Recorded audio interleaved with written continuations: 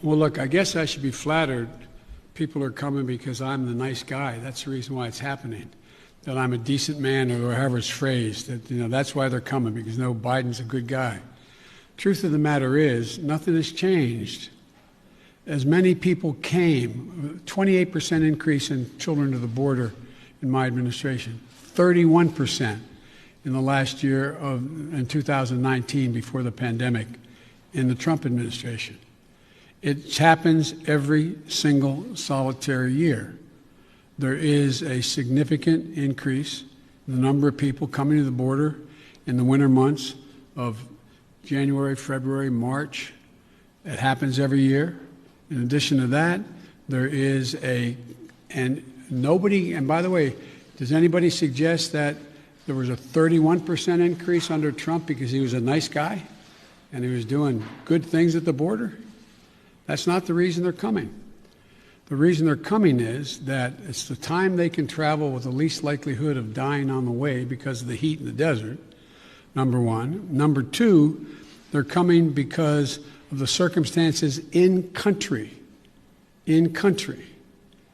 The way to deal with this problem, and I started to deal with it back when I was United States Vice President, putting together a bipartisan plan of over $700 million to do with the root causes of why people are leaving. What did Trump do? He eliminated that funding. He didn't use it. He didn't do it.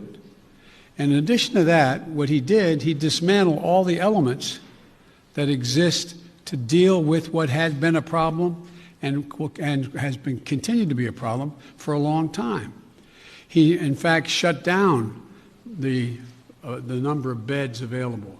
He did not fund HHS to get the children out of those Border Patrol facilities where they should not be and not supposed to be more than a few days, a little while. But he dismantled all of that. And so what we're doing now is attempting to rebuild the system that can accommodate what is happening today. And I'd like to think it's because I'm a nice guy, but it's not. It's because of what's happened every year. Let me say one other thing on this. If you take a look at the number of people who are coming, the vast majority, the overwhelming majority of people coming to the border and crossing are being sent back. Thousands, tens of thousands of people who are over 18 years of age and single people, one at a time coming, have been sent back, sent home. We're sending back the vast majority of the families that are coming. We're trying to work out now with Mexico their willingness to take more of those families back. But that's what's happening. They're not getting across the border. And those who are coming across the border who are unaccompanied children, we're moving rapidly to try to put in place what was dismantled, as I said. For example, of all the children who are coming across the border, over 70% are either 16 or 17 years old.